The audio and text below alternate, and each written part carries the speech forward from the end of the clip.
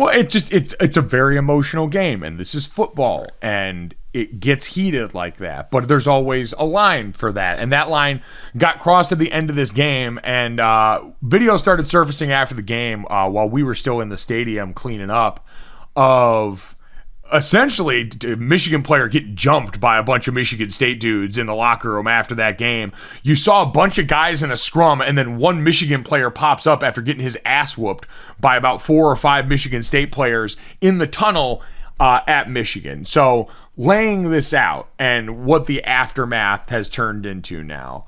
Mel Tucker announced last night that 4 Michigan State players have been suspended effective immediately. After reviewing that video evidence, they're going to remain suspended until the investigations are all complete here. Local law enforcement has gotten involved in this, I believe, as well. Michigan State and Michigan campus leadership are involved in all this. Kevin Warren, the Big Ten commissioner, was there, and so this was automatically, I think, going to rise up the flagpole for how this got dealt with. But Brandon, everyone's looked at this situation and talked about the tunnel, because at Michigan, there's not 2 tunnels. There's one tunnel, very small tunnel that both teams come in and out of here.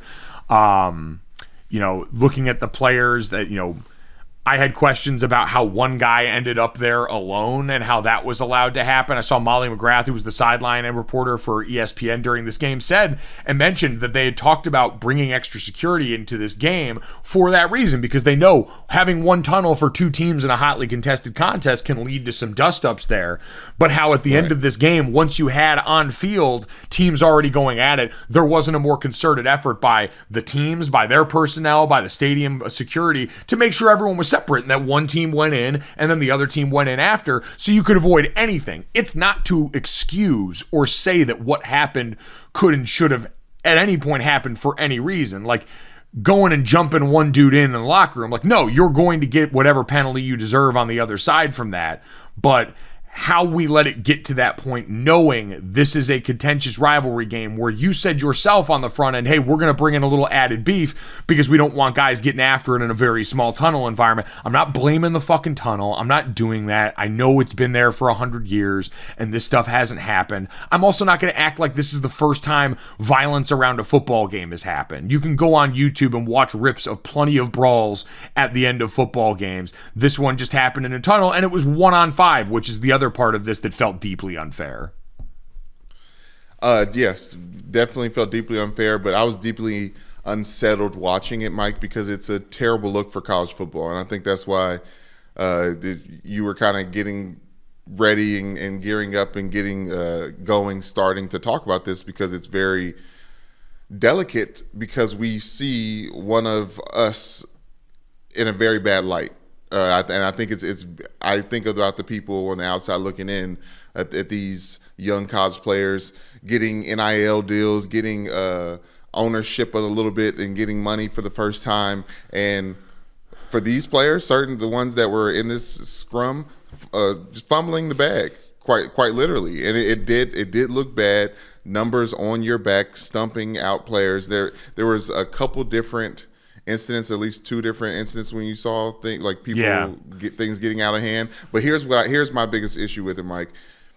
There was too many people, coaches or equipment staff, like people in uniform for Michigan State, and too many other Michigan State players that were allowing their other teammates to do this. That was my thing. That's what really bothered me. It was it was everyone like running away from the fight as if they were in a mall or something like this. Like, no, that's your guy, that's your teammate. He's acting out of pocket. You have a whole group of people getting out of pocket. Like, I didn't want to see more Michigan players fighting for their brother that's getting jumped. I wanted to see more Michigan State players fighting other Michigan State players. Like, hey, like somebody should have been lifted up off their feet. You know, sometimes there's that one offensive lineman that just clears the whole room. It's like, no, everyone needs to settle down. Yeah, and you know, and I understand, like, we talk about this all the time in press conferences, that right after games, the fact that players and coaches are able to go up there and compose themselves and talk to the media after going and running into each other for an hour, or for 4 hours of real time, an hour of game time, is insane to kind of comprehend, but it's part of the sport and it's what we've done. And with tensions being as high as they were after a game where Michigan State, I'm sure, was embarrassed after that game. They had won the last 2 years and they went out there and they got physically beat in this game. But I'm with you. I think the core of so much of my reaction was thinking about this in terms of the team and not in terms of the outcome. Because for both sides, my thought was what you said. Like, obviously thinking about, had that been one of our teammates and that been someone that happened in the locker room, I mean, you'd have had a whole locker room of guys ready to roll over there. It would have been a situation that people definitely would have had to de-escalate then. But also, I look at both sides, how it got there, and you're absolutely right. Michigan State should have had guys and leaders on that team that stepped in and said, like, all right, no, this is not how we're going to handle this. Like, the game is over. As Spencer Hall pointed out on Twitter, you had 60 minutes where crime is legal and violence is sanctioned to go out there and do all of this stuff. Get it done in there. The other part I will say, though, and this, God, I don't want it to sound like victim blaming, but at the same time, I always look at one guy ending up there for Michigan and going, why didn't someone from their team make sure and keep it, like, it's the buddy system. Everything we're taught to do as athletes is do it together. You're going together in groups. You're making sure you're looking out for your buddy. Take care of the people that take care of you is like one of the sports axioms that we were taught that sticks with me forever.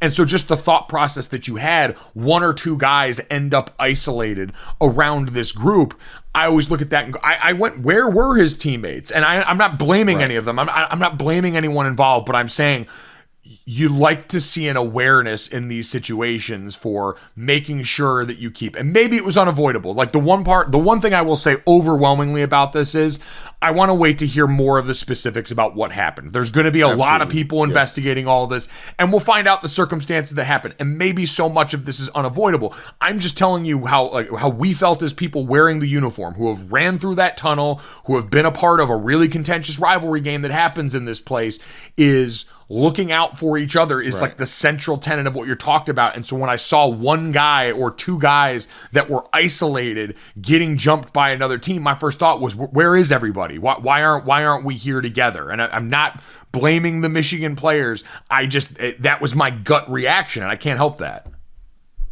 Yeah, and I think just to let everyone know who's listening, an example of this is everyone's been to a bachelor party or just a group gathering where there's that one rogue agent who ends up getting lost, and like everyone's like, where did he go or where did she go? And then at the end of the night, their story is richer and more dangerous than everyone else's story because they just went out on their own, right? They got away from the pack, right? And I think Jim Harbaugh, as much as he came out and backed his players and said, my players were assaulted, an investigation needs to happen, I guarantee you Jim Harbaugh is going to talk to whoever those players that are in those videos and like, why were you away from the team? Why did you isolate yourself? Why did you separate yourself from the team? Not in the sense of victim blaming, Mike, and saying like you got beat up because of it, but there's a reason why we move as groups as on college football teams, and this is one of those reasons, in my opinion. Yeah, I agree. So, and we'll wait and see. Like, unfortunately, like you said, you hate to see it also because there's a bunch of young men that put their future in jeopardy now. There's nothing to say that these are guys that are going to have a scholarship when this is all said and done that might not have more serious problems than that when it's all said and done. And man, those are hard to come by. Like that is, we talk all the time about the value of that. It's potentially life-changing to be able to, go to college, to be able to get that opportunity, to have all the things that might come from this. And so you'd hate to see that squandered because in the heat of the moment, you let your emotions get the best of you and you made a bad decision like this and went out there and, thankfully, we heard Jim Harbaugh say that one of these players may have suffered a broken nose. They didn't say too much specifically about that. Thankfully, it wasn't worse, right? Because when you've got this kind of tempers flaring and it's one on however many, things could go a lot worse than that. And so we're glad, first and foremost, the Michigan players, they didn't identify by name, so we won't. I think you can, some people have gone and done the numbers thing and be able to identify that. We won't identify them if they haven't identified them, but we're glad that both of those guys are okay, first and foremost.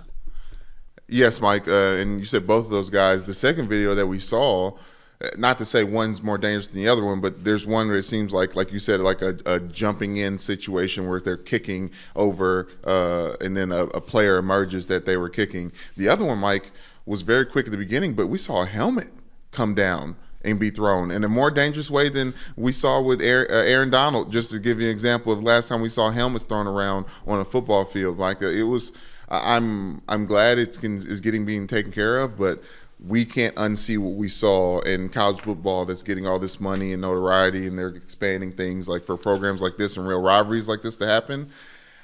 more security needs to be taken in consideration anyways, and I don't think we're going to have repeats of this, but a lot of people with a lot of money are going to be thinking about this for a long time. Yeah, and I'm with you. I don't think we're going to have repeats of this, but it's also not the first time we've seen, like, it looks different than what we've seen normally, but we've seen tempers flare. We've seen ugly things spill over onto the field. This isn't the first time that we've seen all this, but it is a good reminder for everyone on the outside the amount of pressure that these guys are under.